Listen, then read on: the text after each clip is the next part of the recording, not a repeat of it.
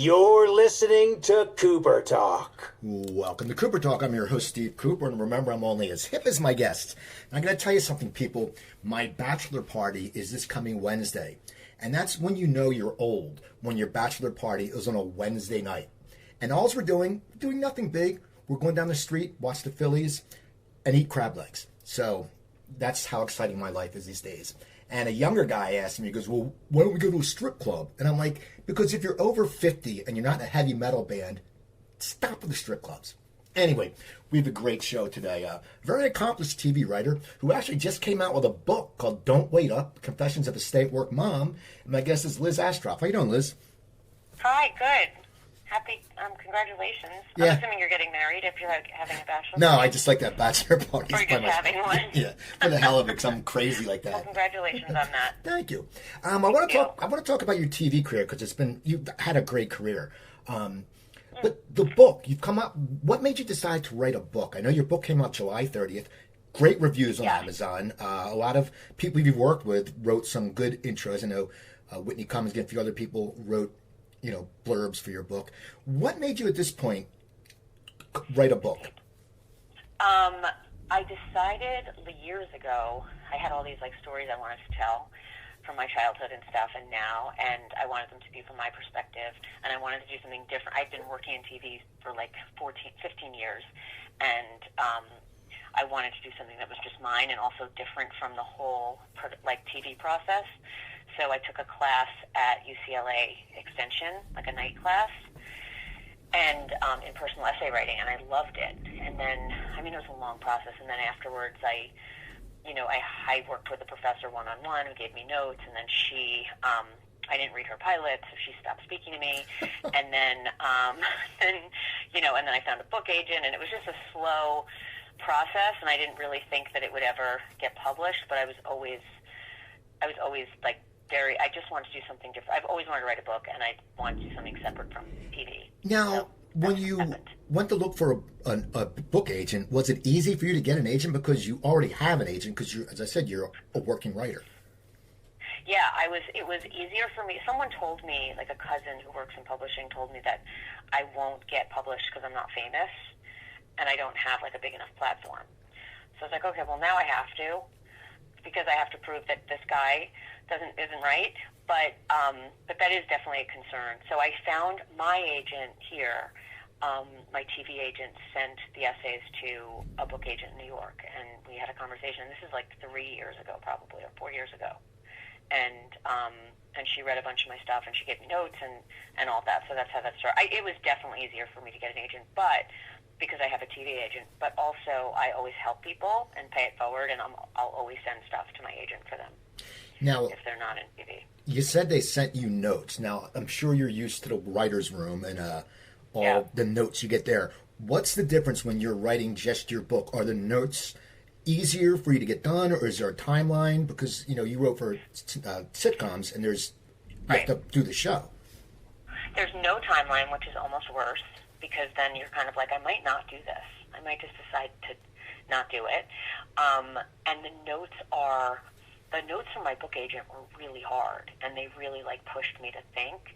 And I remember being in a ball at a birthday party at my kid because I'd gotten notes from a book agent is different than a TV agent. They're so much more editorial, and they are creative, and they give you really comprehensive notes, and I just didn't. It was so over my head, and then I just made myself do it and figured it out, and it was hard. But there is no timeline, and any time you could just say, I'm not going to do it, and then just not do it. So I'm happy that I did it. Now, was it hard for you to collect material and decide what material you wanted to do and what material didn't make it in a book, or is that mostly your publisher talked to you about it? Well, I decided because I would never think that I would write a mom book because I'm so not like a mom, although my brother had labeled me a stay-at-work mom very early on, and so that's what I go by.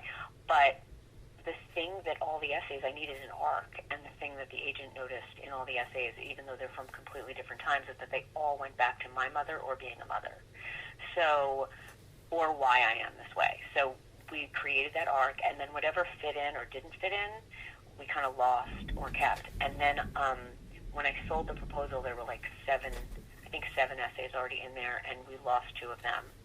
And then, and then I added, and then there were a bunch I wrote that were too inside, like too TV, and, you spend a lot of time and just throw stuff out. But, so they tell you, like, what, oh, by the way, the publishing notes, though, the editor, the Simon & Schuster editor, was the best experience. It's so much more of a writer's medium than, like, they, like, let you do whatever you want. She's like, if you want to do this. It was very supportive and lovely. So she was amazing. Now, what was it like? Because now your name is on the front of a book. Now, when TV, I'm one of those people that reads who the producers are, because I end up getting a lot of them on my show, and the writers. Right. But a lot of times people, they don't, there's a lot of people, that think that people don't write TV shows. I think they just think some people, there's a part of this country that thinks that people, they put the stars up there and they just wing it. And, that's just... I know. There's people. So for you, what's it like when... They're ad-libbing. Yeah, I know. It's like, hey, we're going to do a 22-minute show. Yeah. Because I used to do stand-up comedy. And for years, I was on the road, and people would be like, oh, so you just come up with that stuff? I'm like, no, I just can't walk up and come up with 40 minutes of material. People don't get that comedy is a very hard write. So, well, people still ask me, like cousins and stuff. There's this one cousin who still asks me the process of TV writing to the point where I want to, like, pull my eyes out. And he's like, so which character do you write for? And I just say, how would I write for one character and then we put them all together? And now I just say, I write for Caroline. It's just easier. But nobody knows what goes into it. It's so funny to me. So what was it like now that people see your name, and now the reviews, if someone doesn't like a show you work on, I'm sure it doesn't, they never go after writers by personal... Right, there's like 20 of us. Right. Never are. Oh, God, yes. I didn't know about book reviews, and then someone asked me if I got, like, my Kirkus review, and I was like, what the hell is that? And then I did, and it was good. And then, but there was one word in it that said, like, she mostly does something, so all I saw was the word mostly. But it is more, you're so much more exposed. Oh my God, 1,000 times, 1 billion. You can't hide behind someone else. Right. And plus it's your life, so it's like, oh, we didn't think her life was that funny. No thanks. It just didn't, no. Well, I give it 1 star. Yeah, exactly. You're like, what the hell? It's my life, you jackass. Yeah, this is me. I can't make sorry, Genie 2. Now, what do the kids, what do your kids think of it? You know what? My son's principal was like, you're probably going to want to write them a letter before they read it. And I was like, because I pulled back on everyone so much that I thought everyone came off so good. But I guess, and then the cover of the book is like, some people want to have kids. Then there's Liz Astrof. And I'm like, oh, I guess I have to prepare them for that. Right now I just grab it from them and just tell them that it's dedicated to them. But I guess I will have to, I think they're like proud of me and stuff, but I don't know if I'm going to have to like warn them. Now, how did you get into writing? Were you a creative kid, or what were your? Because I know your brother is a very successful. I was a derelict. Were you? How were you a derelict? What was so derelict? Were you a pot smoker? Stole a lot. I did very badly in school, but I would like. I showed intelligence in other ways, in my stealing, and also in my plagiarizing.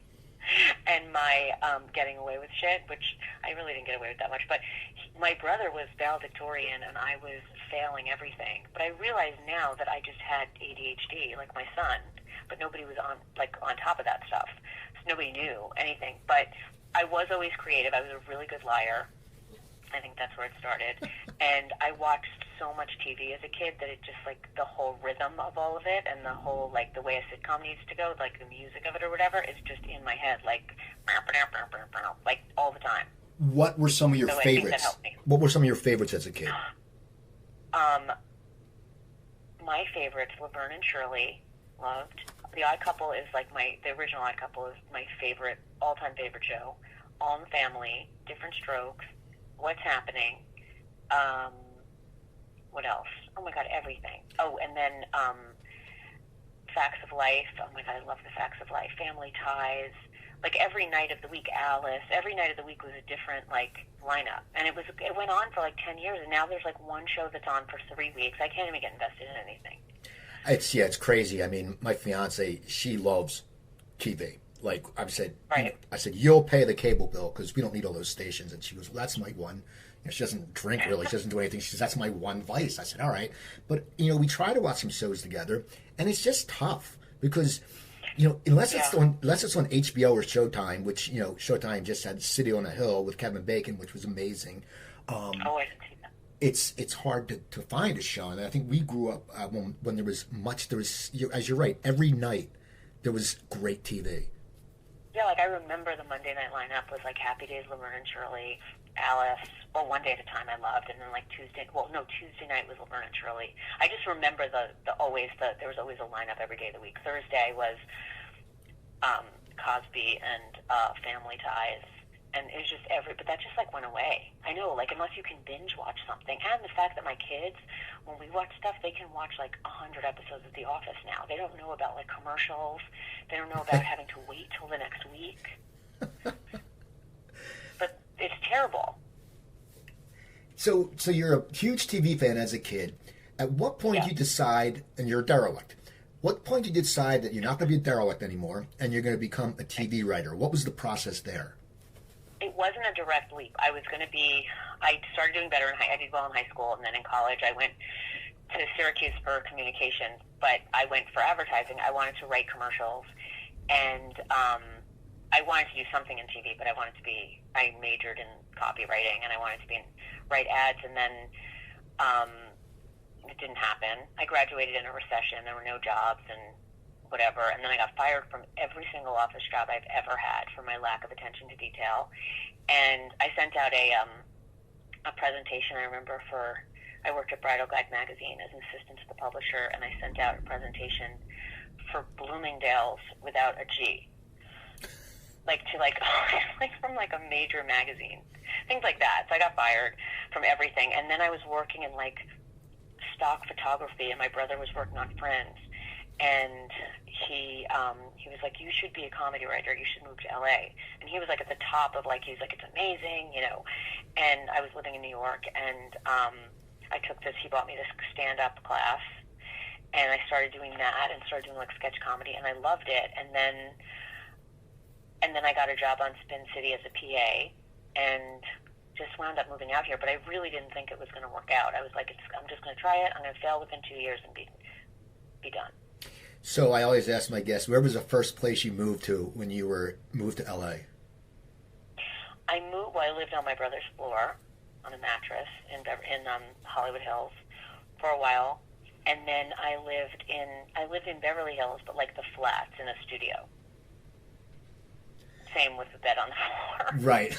So now... now I'm in the Valley, which is crazy. I don't know how I wound up here. I lived in Burbank for 15 years, and I really enjoyed it. The rest of LA just scares me now. So I know, I have to take a Xanax when I go over. I'm a Valley person now, and I have to be fine with it. I try to explain to people that there are tents everywhere, and they're like, oh, you're full of crap. I'm like, no, there are tents everywhere. Tents everywhere, yes. So now, since your brother was on Friends, could he give you leads to get you some work, or how did you start writing scripts? Well, he helped us. So I met a writing partner in a writing class in New York. He was like, you need a partner, because he had a partner at the time.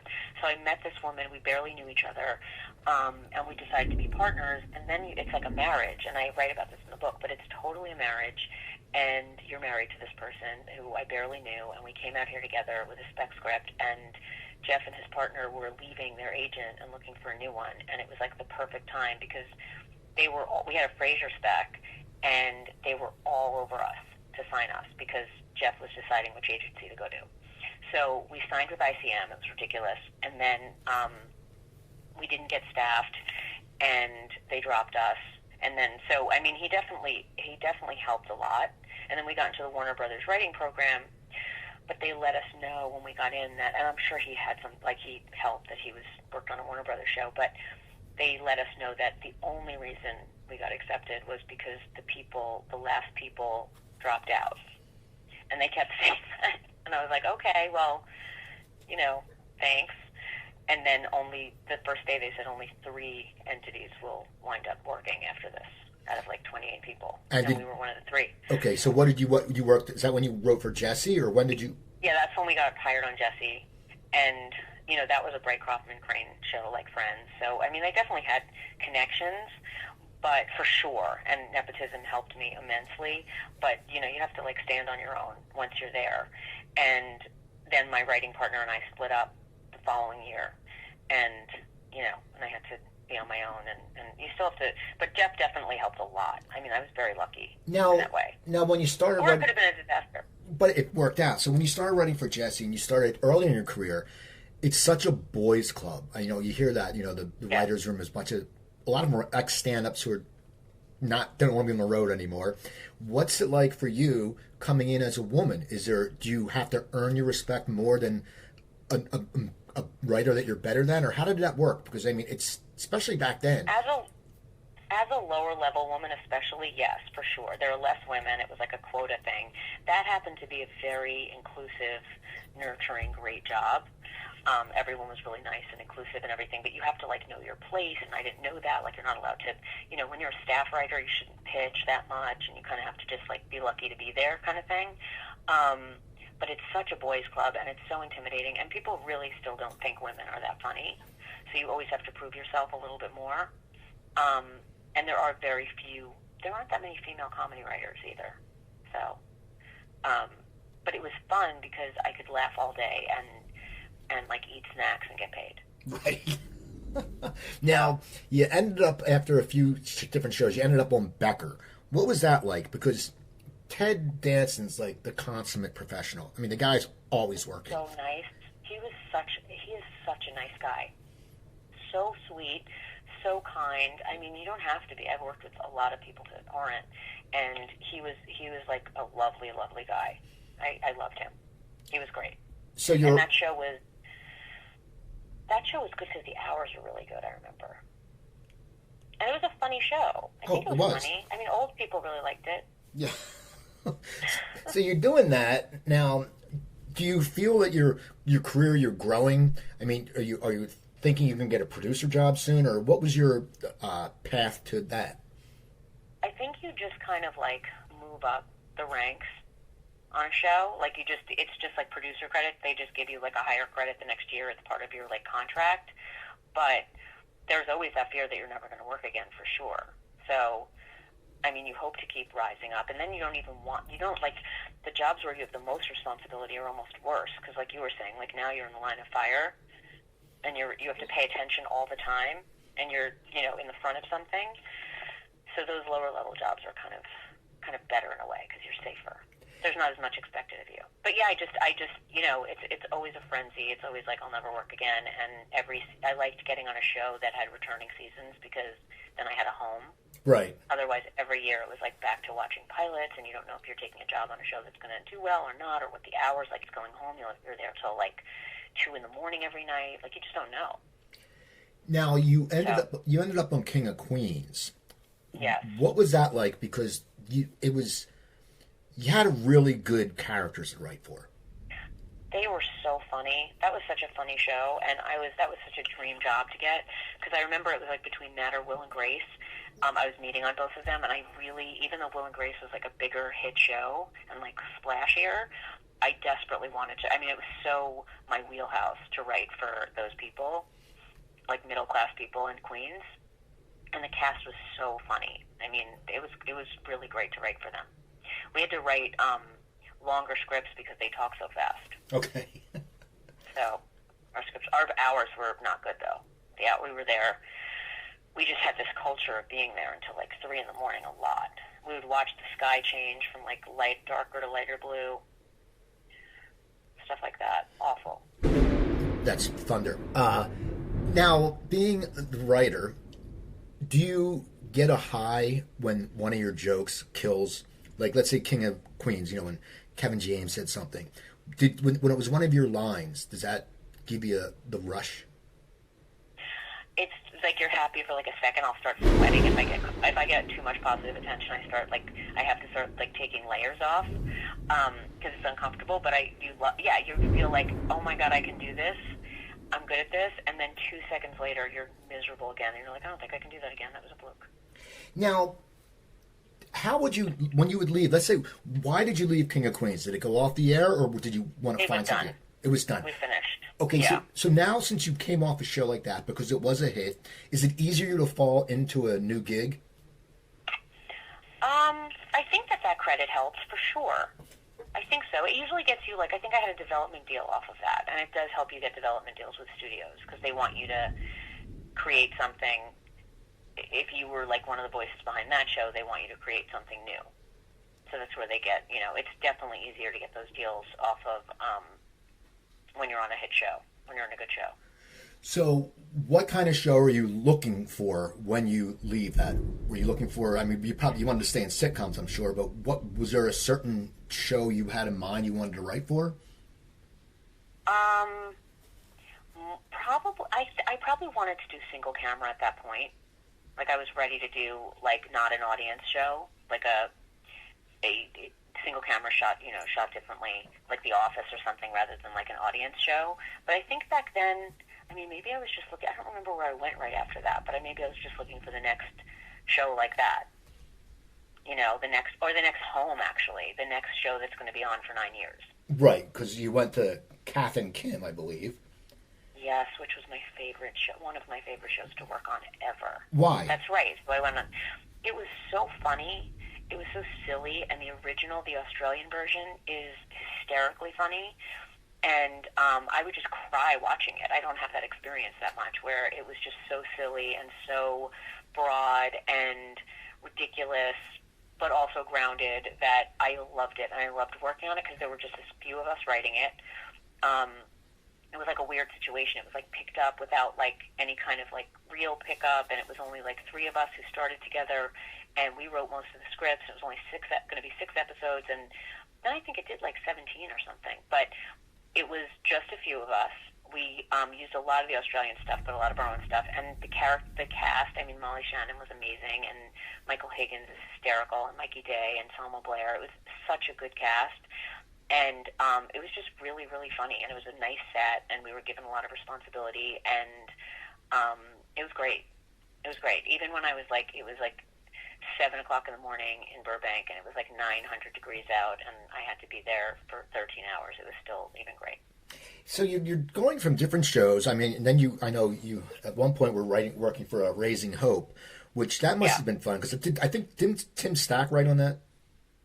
Who? I love Tim Stack. He's the best. Friend of mine. Yeah, he is. I love him. Yeah, because he did my show when I used to do it in the studio, and he was just such a nice guy. And I love him. He was right. I believe he was writing for that, right? Yes, that's where I met him. That was a really funny show. We didn't really go to the set though on that show. Greg Garcia, who created it, kind of kept the writers.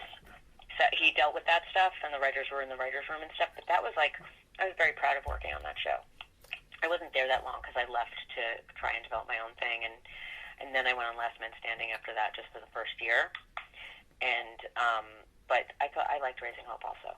Now, what were you trying to develop when you left? Did you have an idea? Did you have your pilot, or what? How did that work? Yeah, I had some pilot. I mean, I always, like, every year would develop something, and it would ultimately, I would ultimately get heartbroken. And then one year I wrote a pilot about my husband and I, and his name is Todd, and everyone calls him Poor Todd. And something happened, and I decided to write about it. I think it was right after Kath and Kim. It was after Kath and Kim, and I was pregnant with my daughter. And I wrote it, and NBC bought it, and they bought it in like May. And I wrote it on spec. They bought it in May, and then they don't pick stuff up until the following, like, March. And again, it like got really close, and then it like fell through the cracks. It was devastating. So my husband wants to direct, and he needed a reel. So a few years ago, I was like, why don't we just produce Poor Todd? So we produced it. The actors did it for free, and they all got work out of it, and everyone it was great. And then it won the LA Comedy Festival and the New York Pilot Festival, and that was very satisfying. Although nothing wound up happening with it, but that's always sucks when you hear that. Like, people say they have the best project. Like, this project was perfect, but for some reason, one executive doesn't like it, or the executives like it, and then someone gets fired. So I guess we're going to change the whole spectrum of the network, and it really sucks because I've heard that from so many writers that these. That's exactly what happened, and you never want to be the person who's like, "I almost got made though," and it was like just some like fuck up. But you know, like with Poor Todd, it was with Conan's company, and then Conan left, and NBC, and then Conan left NBC, and then like it was on all these lists of shows that were getting picked up. So I had all these producers emailing me saying I'd love to be the line producer on this, and then my husband works in post production, and they were like, and people at Technicolor and stuff were like, "Do you know anyone on Poor Todd? Because we want to do that show." And like it just was, and then it doesn't get picked up. And the same thing, like a couple of years ago, I had a pilot that they were telling me to like look for a director, and then at the last minute it just didn't go. You never know which way the wind's going to be blowing. You can't care about anything, but you do, but you can't. Now, what was it like writing on Last Man Standing? Because I don't really watch it that much, but they say it was a very conservative show, and yes.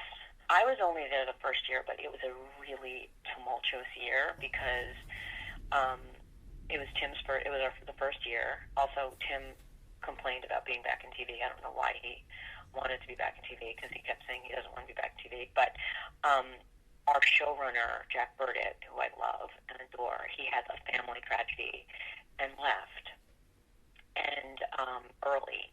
And then another guy, like it was kind of like we didn't have a showrunner, and it was kind of just like it was a mess. And then they brought someone in who wasn't great, and then it was just a year of like a lot of like 2:00 in the morning. You know, it was funny and stuff, but it was a very tumultuous year. So I left. Then you after left, that. and then you ended up on Whitney, and that must have been great because she's such a funny stand-up, and yeah, she's great, and it's a woman's viewpoint. I mean, it's her show. That must be great for a female writer, just because it's like, hey, she's in my camp. You know what I mean? Yeah, yes, she was awesome, and I spent a lot of time with her. And then that show was really funny. It just didn't stay on the air. You just never know. But I'm definitely proud of that, and it was great to work for her. And she's definitely a very hardworking person. I don't know how she has so much energy, but yeah, that was good. And she helped create Two Broke Girls. So after that, I went on Two Broke Girls. Now, you were an executive producer. You moved up to executive producer when you were there. What is the job details for an executive producer, let's say, or a co-executive producer? How much more responsibility do you have? A lot. From co-executive producer to producer. I mean, I was kind of doing an executive producer job when I was a co-EP, and what that is, there are like a lot of co-EPs, but when you're an executive producer, you often you'll run the writer's room, and you'll be in charge of rewrites and stuff like that, with like a whole, and delegating, and like the whole room of people, and also like interpreting the notes from the network or the studio, and you definitely have a lot more responsibility. You can't check out. That's what it is. You can't sit in the room and fall asleep or zone out or doodle. If you doodle, you have to be paying attention to. Right. Well, the funny thing about Two Broke Girls is it was my fiance loved that show, and when it got canceled, you guys were getting good numbers. I don't understand. She was like, holy crap. That was a political. I remember I was at my kid's school for birthday snack, and I got a text saying it's dead, and I just screamed, "It's dead!" And everyone knew what I was talking about. Everyone works in TV, and then the school nurse was patting my back, and she was like, "It's such a fickle business." But it was crazy. It was totally a political thing. It was about back end points and stuff that because all the contracts were up. I guess with the syndication, I have no idea, but it was definitely political, and the show was doing really well. And it was sad because we didn't really get to finish. We were hoping for even 13 episodes in the last season to tie things up. And for the girls, I mean, you start on this journey with them 6 years earlier, and you don't really know how it ends. It was sad. I hate that when it happens. I always hate when you love a show and then it ends and you never know what happened. It's worse when it's in a drama. There's a cliffhanger and you're like, did he get shot? And then you never know. I know. I feel like it's not nice. It's really bad. I was like, they're not going to cancel it. I mean, we don't know what happened. They would never cancel it, and then just like that, it got canceled. I mean, we were waiting for the pickup. It was literally a situation where the wind blew a certain way, and it was over. Now, it was crazy. It was definitely. I was very sad,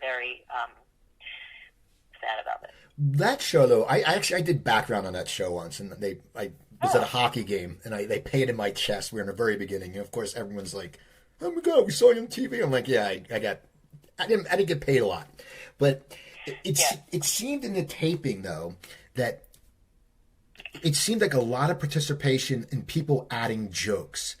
Like, Yes, I mean, rewriting. now, how does that? Was that from the execs, or is that from you guys?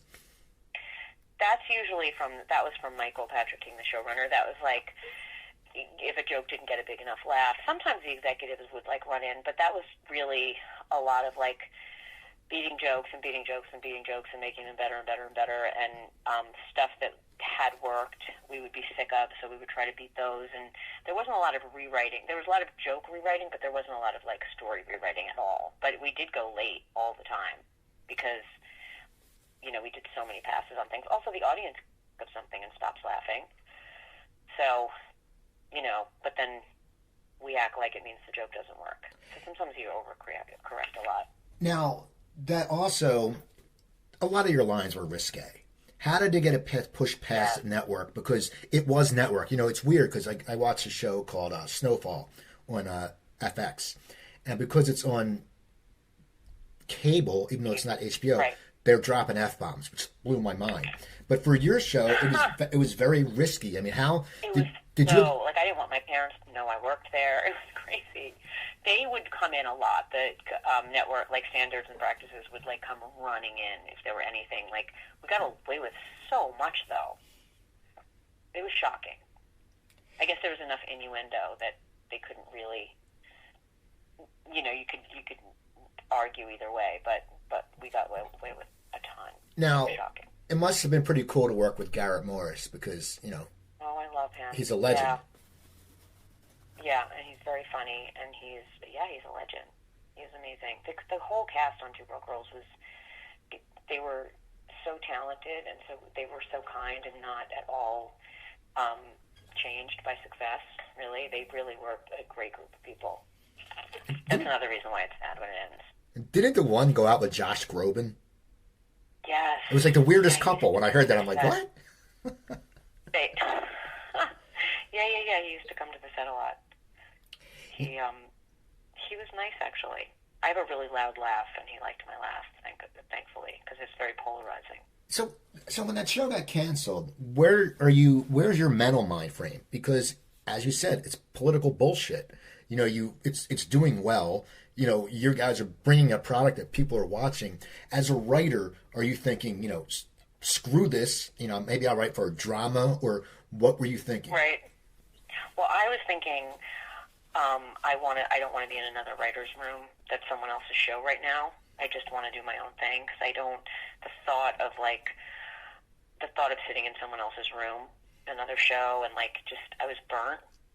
And I had written some stuff when I was working on my book, and I'd written some stuff I'd written a pilot that I have now that I've been very passionate about for years that I'm trying to that just went out. But I just didn't want to go. I just was like, I'm done with going on staff, and then so I developed the next year, just wrote scripts. And now, so how is that? But I really was I was very rattled by that because it really was very shocking. Well, what's it like going back on your own then, writing a script when it's just you now? I mean, as you said, in the writer's room, you have people can add, can do this. But when you're writing on your own, it's really testing your comedic chops. Yes, and you have to and you're doing stuff in a vacuum. So we all lean on each other a lot. We help each other and stuff. But I mean, there's only so much. You have to do it yourself, and you can't get ground down, and you have to just keep moving forward. It's definitely harder. It's hard. It all sucks. I'm going to do my own thing this year, and I'm going to have the freedom to go be where I want when I go to work out and stuff and be with my kids. And then the other side of that is there's no security, and also it's when you're done, you're never done with work. Kind of it follows you everywhere, and there's so much pressure. So either way, it's it's bad. Well, you come off. I worked on Jeff's show though. Yeah, I was going to say I love that show. That was so damn funny. Now, was it easy for you to get that job? Was it easy, or did Jeff call you and say, hey, why don't you come work for me? How did that work? Because he was the creator. He was the creator, and they didn't have a ton of money for writer staff. Like they dealt with very little, and they did amazingly well. So I went on as a consultant right away. He was like, "I want you to be on the show." And I remembered the first day sitting there. I was like, "Wait a minute! I told myself that I would only work with Jeff, not for Jeff." So we regressed into our older brother, younger sister roles very quickly. And one of the writers said that it was like watching Mrs. Maisel at the end of the table, the two of us. But yeah, he was like, "I want you to be on the show," and I was not going to go on any staff. But it was great. It was really fun. It was 3 days a week, which is the best. And he knew exactly what he wanted, and it was great. It's such a funny show. That's another thing. Like, I don't understand why that's not on the air anymore. Yeah, that's not like a huge hit. Yeah, this once again, my fiance started watching that, and she goes, "This is really good. You'll like it." So I started watching the first season, and then the second season was just, it was so funny. And that's one of those things you sit there once again. There's so much. I don't want to sound like a jerk, but there's so much crappy comedy around. With everything. I know. And that was, that was one of those. That was like a Christopher Guest type show. Like the documentary. And that must also have got you a little pissed off because you went through a bad experience with Two Broke Girls, and now you're dealing with this. I know, it's horrible too, because like it was in the bullseye in Entertainment Weekly, and like Jeff didn't even know what that meant, but I was like, they don't put anything in the bullseye. They're so critical. Like, it was it's so critically good, and nobody cares, and it's so frustrating because they don't care. The network doesn't. It's all political. It's all like financial. It's all.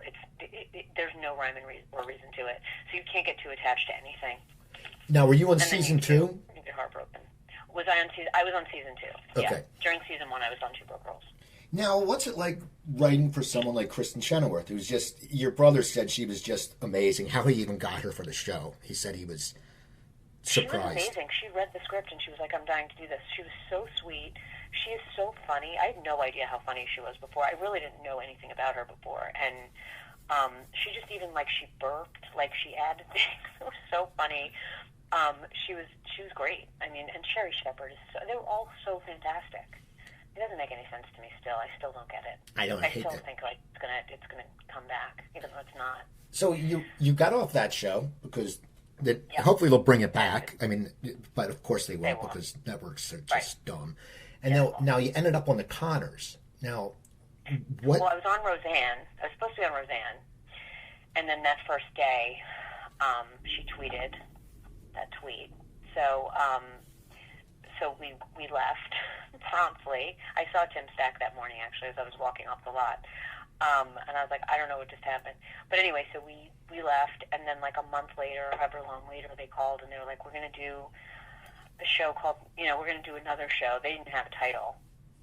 And it was starting like the next Monday. And I was like, I was writing my book. Her tweet afforded me so much time to write this book because I just sold it right before that. So it was actually, she did me a favor.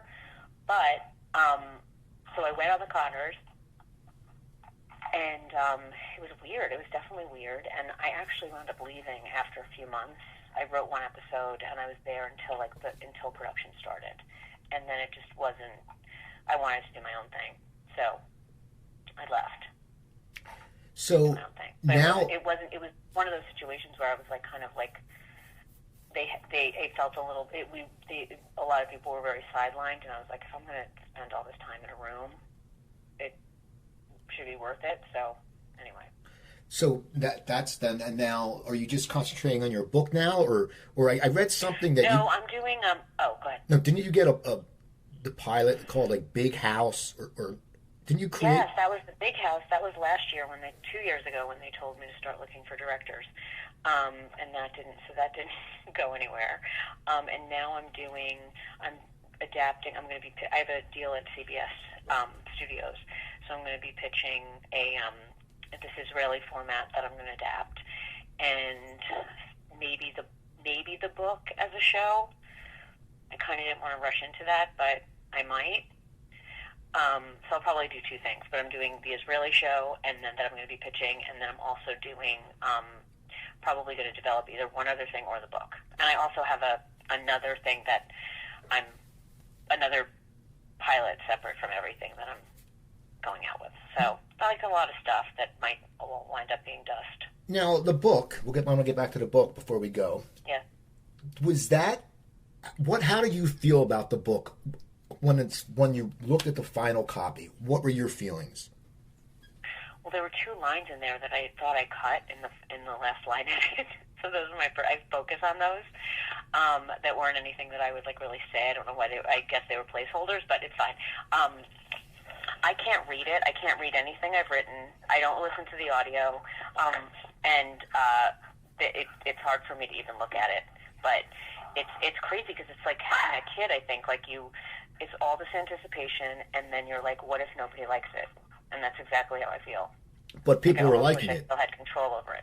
What'd you say? People are liking it. I've seen the reviews. Yeah, people are liking it. Thank God. Yeah, the reviews are really good. It's just really hard to sell your own book also. I don't have a huge... It really is very hard to... there's no... The reviews, I guess, are what I really care about because the finance... there's no, it's not for the money. It's definitely a passion thing, but then you start getting... It's like ratings and stuff. You start getting obsessed with, how it's doing. Even though I have no way of knowing because I don't really understand that stuff. Right. Now, weren't you at Book Soup with your brother, or where? Yes. What was that? I did the reading at Book Soup. I read a chapter, an excerpt, and I signed books. That was amazing. And I did the Howard Stern wrap-up show on Friday, which was a bucket list thing. So, those have been good things. Well, good. I want to. It's very weird to see it out there for sure. It's very weird to see it on shelves. And you see your name. You see it's like hey, Liz Astrof. So it's a cool thing. I know. It's cool. I have to let myself enjoy it for a minute. Yeah, It's please. a hard time to do. Well, I want to thank you for taking the time today. Thank you. The book is called Don't Wait Up, Confessions of a Stay-Home Mom. Now you tweet. What's your Twitter handle? Liz Astrof. Okay, so people follow her on Twitter. Follow me on Twitter. I'm at Cooper Talk. Go to my website, coopertalk.net, where you'll find over 745 episodes. You can email me, Cooper, coopertalk.net. And iTunes, Spotify, Stitcher, TuneIn, I'm on all of them. Just search one word, Cooper Talk. So check out Liz's book. Go on IMDb. Look at her great career. Maybe go on Netflix or go watch some of that stuff. So I'm Steve Cooper. I'm only as hip as my guest. Don't forget, drink your water, eat your vitamins, take your vegetables. I screwed it up. And you guys have a great day.